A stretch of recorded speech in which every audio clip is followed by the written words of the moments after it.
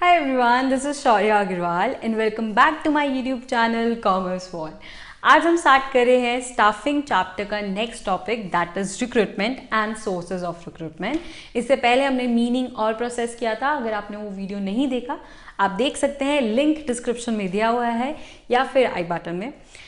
तो अच्छा, एक बात बतानी थी। क्या हुआ, मैं कल अपना YouTube एनालिटिक्स देख रही थी और मैंने नोटिस किया कि हमारी वीडियोज़ 40% लोग वो देख रहे हैं जिन्होंने अभी तक चैनल को सब्सक्राइब ही नहीं किया।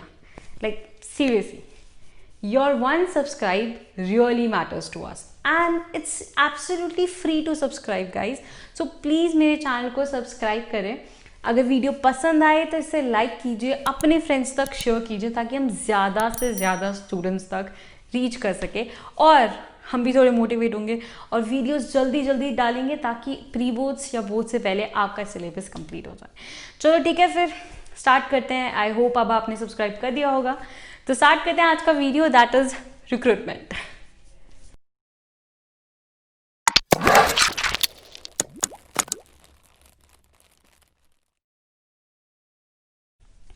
अब हर ऑर्गेनाइजेशन चाहती है कि उनकी ऑर्गेनाइजेशन में ना बेस्ट से बेस्ट एम्प्लॉय काम करे।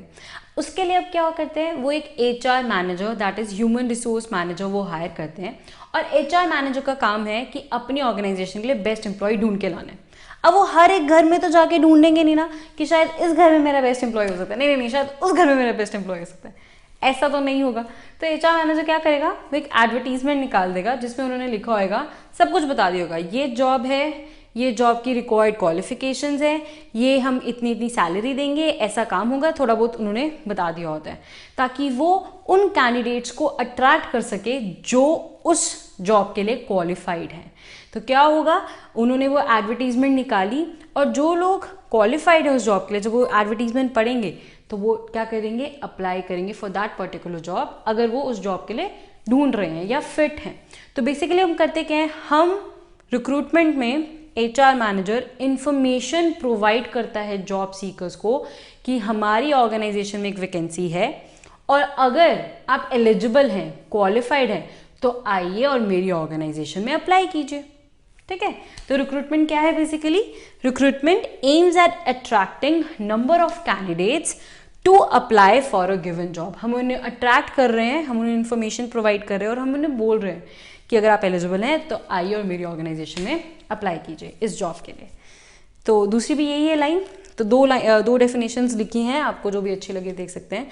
दूसरी है searching for prospective candidates and stimulating them to apply for a given job. It says the same thing कि हम ढूंढ रहे हैं जितने भी प्रोस्पेक्टिव कैंडिडेट्स हैं और उनको हम बोल रहे हैं कि आइए और इस जॉब के लिए अप्लाई कीजिए। अब होगा क्या, अब ढेर सारे लोग आएंगे और उस जॉब के लिए अप्लाई करेंगे। उसके बाद फिर हमारा आगे स्टाफिंग वाला प्रोसेस, सिलेक्शन वगैरह होएगी। रिक्रूटमेंट में बेसिकली हम ढूंढते हैं। अब ये ढूंढने के ना अलग अलग तरीके हैं, एडवर्टीजमेंट के अलग अलग तरीके हैं, हम अलग अलग तरीकों से उनको बुला सकते हैं। दो तरीके हैं मेजरली, टू ब्रॉड कैटेगरीज में रिक्रूटमेंट डिवाइड है। One is internal sources and second is external sources. Internal sources वो सोर्सेज होती हैं जो हम अपनी ऑर्गेनाइजेशन में ही करते हैं, मतलब कि जब हम इनवाइट कर रहे हैं कैंडिडेट्स को विद इन दी ऑर्गेनाइजेशन। और एक्सटर्नल सोर्सेज कौन सी हुई, वो सोर्सेज जिधर हम इनवाइट कर रहे हैं कैंडिडेट्स को आउटसाइड दी ऑर्गेनाइजेशन। अब एक एक को अच्छे से पढ़ते हैं कि इंटरनल सोर्सेज में क्या क्या आते हैं और एक्सटर्नल सोर्सेज में क्या क्या आते हैं। नंबर 1 है हमारा इंटरनल सोर्सेज। इंटरनल सोर्सेज वो हुए जब हम अपनी ऑर्गेनाइजेशन के ही एक एम्प्लॉय को एक वेकेंट पोस्ट में शिफ्ट कर देते हैं, उसे हम बोलते हैं इंटरनल सोर्सेज। इंटरनल सोर्सेज के भी 2 टाइप्स हैं, एक है हमारा ट्रांसफर्स और दूसरा है हमारा प्रमोशंस।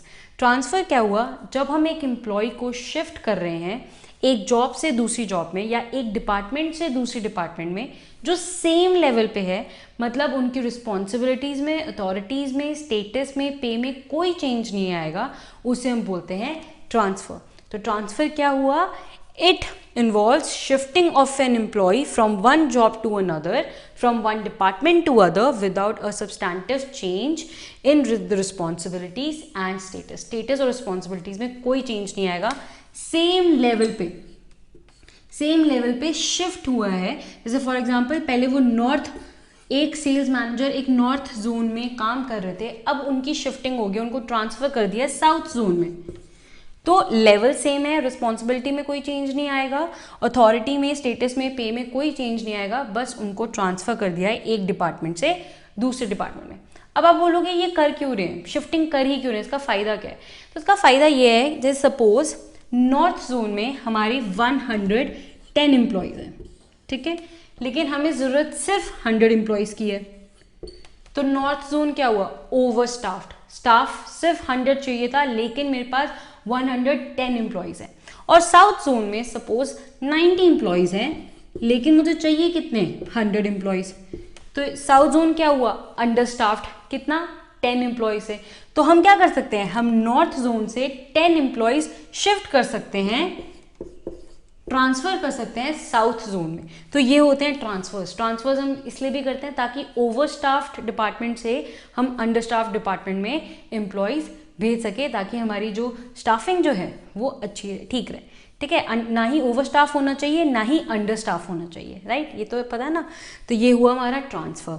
अब दूसरा है प्रमोशन। प्रमोशन में क्या है, ट्रांसफर हुआ हॉरिजॉन्टल शिफ्ट सेम लेवल पे, प्रमोशन हुआ वर्टिकल शिफ्ट, अपग्रेड हो जाती है हमारी जॉब, हम हायर पोजीशन में शिफ्ट हो जाते हैं। तो प्रमोशन बेसिकली क्या हुआ, जब एक एम्प्लॉय को शिफ्ट करते हैं हायर पोजीशन पे, हायर लेवल पे, with higher status, pay, responsibilities, उसको हम क्या बोलेंगे, promotion. So it leads to shifting an employee to a higher position carrying higher responsibilities, status and pay. और प्रमोशंस को हम क्या बोलते हैं, वर्टिकल शिफ्ट, ठीक है। प्रमोशन हुई हमारी वर्टिकल शिफ्ट ऊपर, और ट्रांसफर हुई हमारी हॉरिजॉन्टल शिफ्ट। तो अब पढ़ेंगे merits and demerits of internal recruitment, कि क्या फायदे हैं, क्या नुकसान है ऑर्गेनाइजेशन के लिए। स्टार्ट करते हैं मेरिट से। Number 1 is motivation of employees motivate होंगे, उनको होगा कि हमें प्रमोशन मिलेगी, higher position, higher status, higher pay, higher responsibilities मिलेंगी, तो मैं तो मोटिवेट होऊंगा। और साथ ही साथ ना प्रमोशन एक सीरीज ऑफ प्रमोशन लाती है। जैसे सपोज ये ABCD है और ये एक पोस्ट खाली है, तो A की प्रमोशन इधर हुई, B की प्रमोशन इधर हुई, C की प्रमोशन इधर हुई, D की प्रमोशन C की जगह हुई। तो ये एक सीरीज ऑफ प्रमोशन लाती है, और सारे एम्प्लॉयज में मोटिवेशन आती है कि हम अच्छा परफॉर्म करें ताकि हम प्रमोट हो, ठीक है। तो मोटिवेशन ऑफ एम्प्लॉयज, मेरी ऑर्गेनाइजेशन को फायदा ही होगा, वो अच्छा परफॉर्म करेंगे, प्रोडक्टिविटी इंक्रीज होगी एंड ऑल दैट। सेकेंड है simplified selection and payment process. Select करना एम्प्लॉय को ईजी हो जाएगा, क्योंकि मेरे ही एम्प्लॉयज हैं, उनकी परफॉर्मेंस मुझे पता है, वो कैसा काम करते हैं, कितना काम करते हैं, उनकी परफॉर्मेंस मेजर करना मेरे लिए ईजी हो जाएगा। So selection process will be easy. Third is cheap. अब क्योंकि सिलेक्शन ज़्यादा मुझे पैसे नहीं खर्चने पड़ रहे हैं, और अपने ही एम्प्लॉयज़ हैं, मुझे कोई एडवर्टीजमेंट भी करने की ज़रूरत नहीं है, कुछ ज़्यादा सिलेक्शन प्रोसेस पे भी मुझे कुछ ज़्यादा पैसे खर्चने की ज़रूरत नहीं पड़ेगी। तो जो मेरा ये पूरा प्रोसेस है रिक्रूटमेंट का, वो इकोनॉमिकल हो जाएगा, चीप हो जाएगा। फोर्थ है training of employees. Training of employees में यहाँ पे बेसिकली बात करें ट्रांसफर्स की। जैसे सपोज एक एम्प्लॉय की जो सेल्स डिपार्टमेंट में काम करता है, उसकी ट्रांसफ़र हो जाती है मार्केटिंग डिपार्टमेंट में। अब सेल्स डिपार्टमेंट में जो काम था वो डिफरेंट था as compare to marketing department. दो रिस्पॉन्सिबिलिटी सेम है, स्टेटस सेम है, पे भी सेम है। क्या डिफरेंट है, काम डिफरेंट है, सेम लेवल है पर काम डिफरेंट है। नई चीज़ सीखने को मिलेगी, नई स्किल्स सीखने को मिलेंगे, तो उससे क्या होंगी, जो एम्प्लॉयज़ हैं वो ट्रेन होंगे, ठीक है। फिफ्थ है हमारा शिफ्टिंग फ्रॉम ओवरस्टाफ्ड टू अंडरस्टाफ्ड डिपार्टमेंट्स। हम जब ट्रांसफर्स करते हैं तो हम ट्रांसफ़र कैसे कर रहे हैं, ओवरस्टाफ्ड डिपार्टमेंट से अंडरस्टाफ्ड डिपार्टमेंट पे लेके जा रहे हैं। तो मेरी स्टाफिंग जो है वो क्या हो जाएगी, सही हो जाएगी, ना ही ओवर स्टाफिंग होगी, ना ही अंडर स्टाफिंग होगी। तो ना ही मुझे ज़्यादा पे करना पड़ेगा और ना ही मेरी प्रोडक्टिविटी कम होगी, ठीक है। फिर आते हैं डीमेरिट्स पे। तो number 1 is unsuitable for new enterprise. Obviously नया एंटरप्राइज है, उसके पास तो खुद के लिए एम्प्लॉयज़ नहीं है, तो वो इंटरनल रिक्रूटमेंट कैसे करेंगे, उनको तो बाहर से ही लाना पड़ेगा ना, वन थिंग है।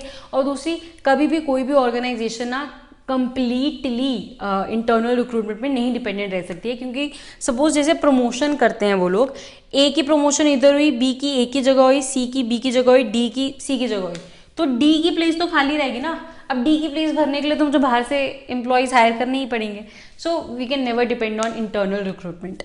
सेकेंड है रिस्ट्रिक्टेड चॉइस। रिस्ट्रिक्टेड चॉइस क्यों? क्योंकि सिर्फ मेरी ऑर्गेनाइजेशन के एम्प्लॉयज़ हैं, ऑलरेडी मैंने उनको देखा हुआ है, उनका काम वगैरह देखा हुआ है, तो रिस्ट्रिक्टेड चॉइस है। मेरे पास न्यू टैलेंट नहीं आ रहा है, वही लोग हैं, उन्हीं में से किसी को सिलेक्ट करना है, तो न्यू टैलेंट, न्यू ब्लड मेरी ऑर्गेनाइजेशन में नहीं आएगा। थर्ड है लेथार्जिक एम्प्लॉयज़। एम्प्लॉयज़ लेथार्जिक हो जाते हैं क्योंकि उनको पता है कि हाँ प्रमोशन हो रही है, सीनियरिटी के बेसिस पे अगर प्रमोशन हो रही है तो मुझे पता है नेक्स्ट ईयर मेरी प्रमोशन होगी, मैं सबसे बड़ा हूँ यहाँ पे। तो थोड़े एम्प्लॉयज़ लेथार्जिक हो जाते हैं, उनको लगता है कि हाँ प्रमोशन हो रही है तो हो जाएगी मेरी भी अगले साल। फिर है हमारा फोर्थ हैम्पर्ड कंपटीशन। कुछ लोग जिनको होता है कि नहीं यार मुझे प्रमोशन चाहिए, मुझे आगे बढ़ना है, मुझे आगे बढ़ना है, इस चक्कर में कंपटीशन, एक अनहेल्दी कंपटीशन डेवलप हो जाता है मेरी ऑर्गेनाइजेशन में। उनका मेन फोकस हो जाता है अपने आप को आगे लेके जाना रादर देन पूरी ऑर्गेनाइजेशन को आगे लेके जाना, तो एक अनहेल्दी कंपटीशन आ जाता है, तो हैम्पर्ड कंपटीशन। लास्ट है हमारा रिड्यूस्ड प्रोडक्टिविटी। यहाँ पे बेसिकली बात कर रहे हैं कि फ्रीक्वेंट ट्रांसफर से हमारी प्रोडक्टिविटी जो है वो कम हो जाती है। अभी आप बोलोगे कि मैंने बोला कि मोटिवेशन ऑफ एम्प्लॉय से प्रोडक्टिविटी इंक्रीज होती है, ये होती है, ये अलग बात है, प्रमोशन की बात है कि प्रमोशन होती है तो वो मोटिवेट फील करते हैं। लेकिन जब रेगुलरली ट्रांसफर होता रहता है तो उससे क्या होगा, जैसे सपोज पहले एक डिपार्टमेंट में है, फिर हर 3 महीने बाद उसकी ट्रांसफर होती रहेगी, तो जब तक वो एक डिपार्टमेंट में अच्छे से कूप अप करेगा, उस चेंज में अडेप्ट करेगा, उसकी ट्रांसफर होगी। तो अगर याद होगा, अगर आपको, अगर हमने प्रिंसिपल पढ़ा था हेनरी फॉल का स्टेबिलिटी ऑफ पर्सनल, उसमें भी वो यही कहते हैं कि फ्रीक्वेंट ट्रांसफर्स नहीं करनी चाहिए, उससे प्रोडक्टिविटी कम हो जाती है। तो यही चीज़ है रिड्यूस्ड प्रोडक्टिविटी। नेक्स्ट हमारा टॉपिक है external sources. External sources of recruitment हुआ जब ऑर्गेनाइजेशन अपनी ऑर्गेनाइजेशन से बाहर के कैंडिडेट्स को बोलती है, उन्हें पर्सुएट करती है कि आइए हमारी ऑर्गेनाइजेशन में अप्लाई कीजिए for a given job, that will be external sources of recruitment. इसके टोटल 10 टाइप्स हैं, 10 अलग अलग सोर्सेज हैं रिक्रूटमेंट के। स्टार्ट करते हैं नंबर 1 से, जो है डायरेक्ट रिक्रूटमेंट। डायरेक्ट रिक्रूटमेंट में क्या होता है, एक ऑर्गेनाइजेशन अपने नोटिस बोर्ड पे एक नोटिस लगा देती है कि हमें हमारी ऑर्गेनाइजेशन में वैकेंसी है और ये जॉब की रिक्वायरमेंट है, ऐसा काम होगा और ये क्वालिफिकेशंस हमें चाहिए, ठीक है।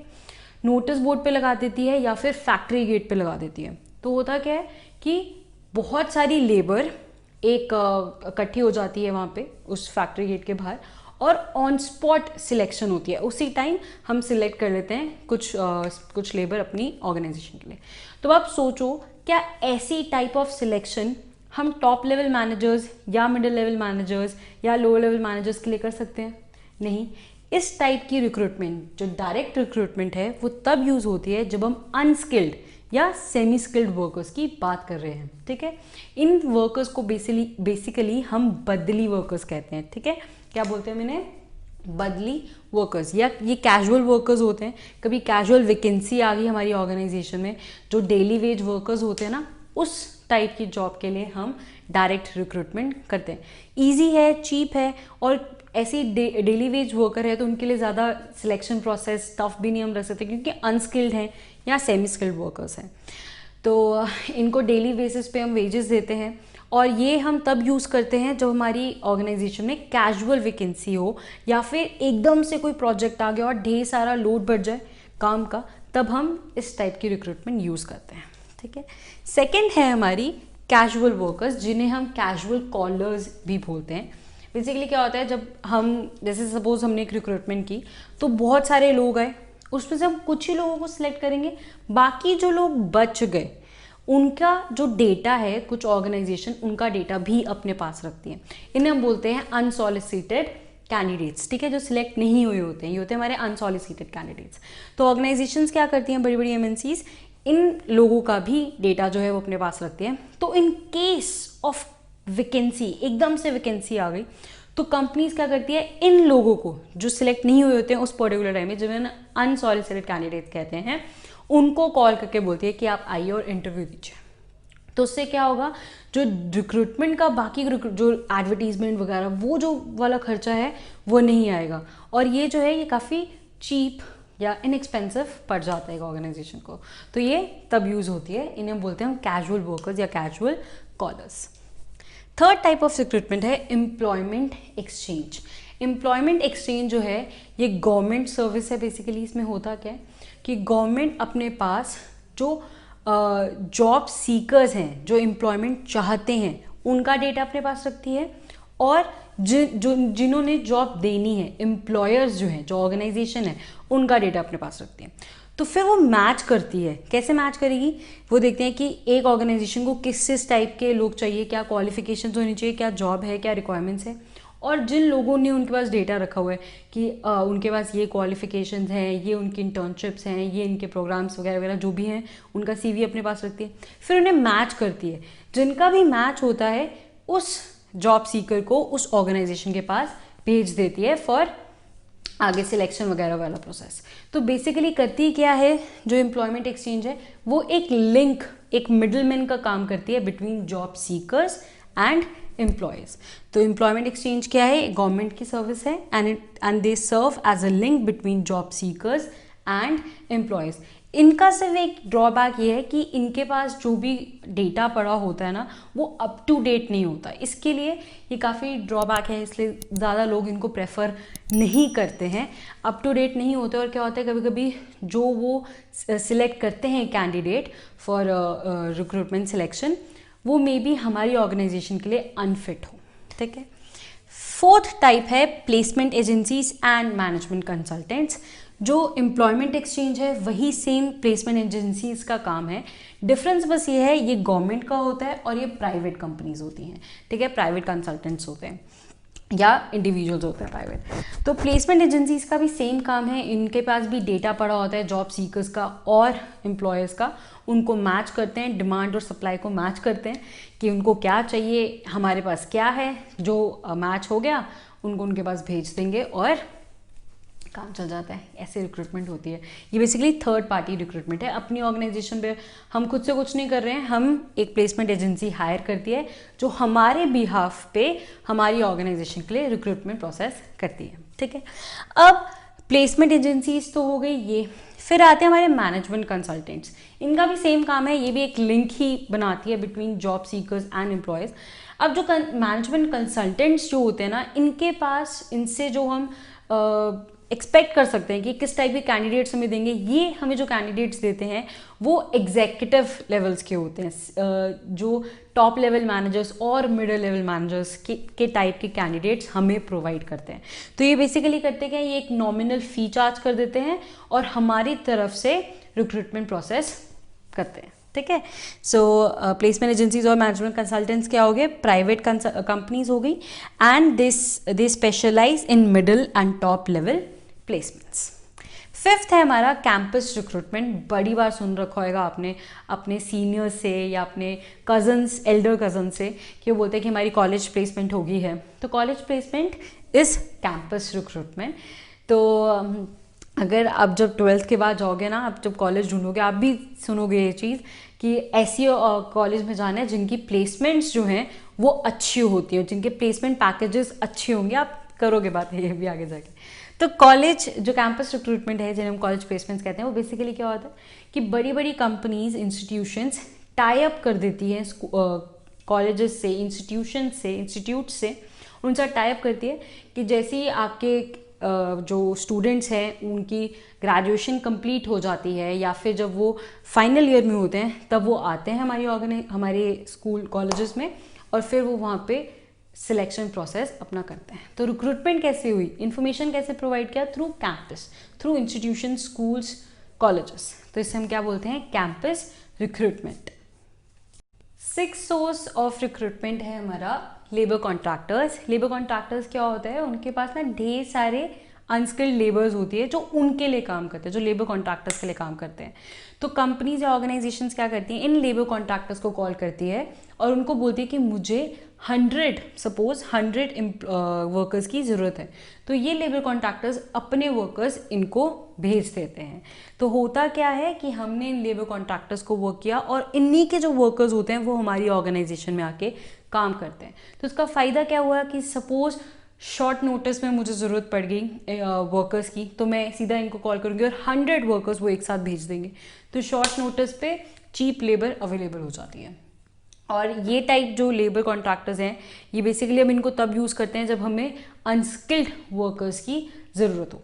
इनका ड्रॉबैक ये है कि जैसे सपोज एक लेबर कॉन्ट्रैक्टर है, हमने उनको बोला था कि 100 एम्प्लॉयज़ दो और हमारा कोई झगड़ा वगड़ा हो गया, तो अगर वो लेबर कॉन्ट्रैक्टर छोड़ के चला गया हमें, तो उनके जो वर्कर्स थे ना, वो भी बुरे अवस्था बांध के चले जाएंगे हमारी ऑर्गेनाइजेशन से। तो क्योंकि हमने लेबर कॉन्ट्रैक्टर को हायर किया था, तो उन्होंने अपने एम्प्लॉयज़ भेजे थे, अगर लेबर कॉन्ट्रैक्टर गया तो लेबर भी गई। सो ये है हमारा drawback of labour contractor. 7th है हमारा रिकमेंडेशंस ऑफ एम्प्लॉयज़। अब बहुत सारे एम्प्लॉयज़ होते हैं ना, जैसे बोलते हैं मेरे फूफा का लड़का, मेरी मासी का लड़का बड़ा अच्छा काम करता है, बड़ा अच्छा है, ऐसे वैसे। तो ये हुआ रिकमेंडेशंस ऑफ एम्प्लॉयज़। जब हमारे प्रेजेंट एम्प्लॉयज़ रिकमेंड करते हैं एप्लीकेंट्स, कैंडिडेट्स, तो इन्हें बोलते हैं रिकमेंडेशंस ऑफ एम्प्लॉयज़। तो it is a good source. ऐसा नहीं है कि फूफा का लड़का अच्छा नहीं होगा, अच्छा ही होगा, या मेरा दोस्त अच्छा नहीं होगा। तो रिकमेंडेशंस ऑफ एम्प्लॉयज़ का ये फ़ायदा है कि जो एम्प्लॉय है, जो मेरा प्रेजेंट एम्प्लॉय है, वो उस एप्लीकेंट को भी जानता है, उस कैंडिडेट को भी जानता है और इस ऑर्गेनाइजेशन को भी जानता है। तो जो भी रिकमेंड करेगा वो वही होगा, अच्छा ही होगा, जो मेरी ऑर्गेनाइजेशन के लिए फिट हो। तो फिर बस तो अब आगे जाके सिर्फ इंटरव्यू वगैरह लेना है। ये हुआ हमारे रिकमेंडेशंस ऑफ एम्प्लॉयज़। 8th है हमारा एडवर्टीजमेंट्स। जो एडवर्टीजमेंट्स है, ये न्यूज़पेपर की बात हो रही है कि न्यूज़पेपर में एडवर्टीजमेंट्स देती हैं ऑर्गेनाइजेशन। तो ये जो एडवर्टीजमेंट्स होती हैं, इसमें काफ़ी बड़ा बड़ा लिखा होता है ऊपर वैकेंसी, और फिर काफ़ी डिटेल में दिया होता है क्या जॉब है, क्या जॉब रिक्वायरमेंट्स है, क्वालिफिकेशंस हैं। तो ये प्रॉपर एडवर्टीजमेंट्स होती हैं, या तो न्यूज़पेपर में या फिर ट्रेड जर्नल्स में। इसका ड्रॉबैक है सिर्फ एक कि सपोज़ हमने न्यूज़पेपर में अगर एडवर्टीज़मेंट दिए, तो न्यूज़पेपर जो है ना, वो हमें हेल्प करता है बहुत सारे लोगों तक रीच करने की। तो ये तो फ़ायदा हुआ। नुकसान ये है कि इतने सारे लोगों में से जो अप्लाई करेंगे, काफ़ी लोग अप्लाई कर देते हैं, और वो लोग भी कहीं ना कहीं अप्लाई कर देते हैं जो मिसफिट हो उस पर्टिकुलर जॉब के लिए। तो काफ़ी लोग अप्लाई करते हैं, और इसका ये ड्रॉबैक है कि बहुत सारे लोग अप्लाई कर देते हैं। फिर है हमारा एडवर्टाइजिंग ऑन टेलीविजन। टेलीविजन हो गया हमारा टीवी पे भी एडवर्टीजमेंट्स आती हैं। यूजुअली लोकल चैनल्स पे आपने देखी होंगी, काफ़ी एडवर्टीजमेंट्स आती हैं, हायरिंग वैकेंसी ऐसे ऐसे टाइप की। तो ये हो गया मेरी एडवर्टाइजिंग ऑन टेलीविजन। इसको क्या डिस्क्राइब करूँ मैं ज़्यादा। फिर हमारा वेब पब्लिशिंग हो गया इंटरनेट में। इंटरनेट पे भी काफ़ी साइट्स होती हैं जहाँ पे जो जॉब सीकर्स हैं वो अपना डेटा डालते हैं, और ऑर्गेनाइजेशंस भी आके चेक करते रहते हैं कि हमारी ऑर्गेनाइजेशन के लिए इस पर्टिकुलर जॉब के लिए कौन सा कैंडिडेट फिट हो सकता है। तो एग्जांपल यहाँ पे मैंने दी हुई है 2 साइट्स की, www.naukri.com और एक jobstreet.com है। तो ये कुछ साइट्स हैं जहाँ पे आप जाके अपना CV वगैरह भर सकते हो, और ऑर्गेनाइजेशंस भी आके देखती रहती हैं, ठीक है, वो भी अपनी वैकेंसी बताती रहती हैं। और एक ऐप भी है लिंक्डइन नाम की, उसमें भी होता है ये सब चीज़ें। अब हम पढ़ेंगे merits and demerits of external sources. Start करते हैं मेरिट्स से। Number 1 is qualified personal. जब भी एक ऑर्गेनाइजेशन एडवर्टीजमेंट देती है किसी भी वैकेंसी के लिए, तो इससे चांसेस हो सकते हैं कि हम ऐसे लोगों को, ऐसे कैंडिडेट्स को भी अट्रैक्ट करें जो उस जॉब के लिए क्वालिफाइड हो और ट्रेंड भी हो। तो हमें तो फ़ायदा ही है कि हम ऐसे कैंडिडेट्स को अट्रैक्ट कर रहे हैं जो क्वालिफाइड हो। तो मेरिट क्या हुआ? Qualified personal. सेकेंड है वाइडर चॉइस। हम एडवर्टीजमेंट दे रहे हैं, उससे क्या फ़ायदा होगा? हम ज़्यादा लोगों तक रीच करेंगे, राइट। तो जब हम ज़्यादा लोगों तक रीच करेंगे तो जो अप्लाई करेंगे वो भी ज़्यादा होंगे। तो जब ज़्यादा लोग अप्लाई करेंगे तो मेरे पास वाइडर चॉइस होएगी, ज़्यादा चॉइस होएगी, और उस चॉइस में से मैंने सिलेक्ट करना है। So I will have wider choice, right. Third is fresh talent. क्योंकि मैं एग्जिस्टिंग एम्प्लॉयज से नहीं चूज़ कर रही हूँ, मैं बाहर से एक्सटर्नल सोर्सेज यूज़ कर रही हूँ, तो न्यू टैलेंट आएगा मेरी ऑर्गेनाइजेशन में, न्यू ब्लड आएगा, राइट। फोर्थ है कॉम्पिटिटिव स्पिरिट। अब जब न्यू लोग मेरी ऑर्गेनाइजेशन को ज्वाइन करेंगे, न्यू एम्प्लॉयज़ ज्वाइन करेंगे, तो ऑर्गेनाइजेशन के बाकी लोगों में कॉम्पिटिटिव स्पिरिट डेवलप होएगी। उनको होगा कि हम अच्छा परफॉर्म करें ताकि हमें प्रमोशन होए।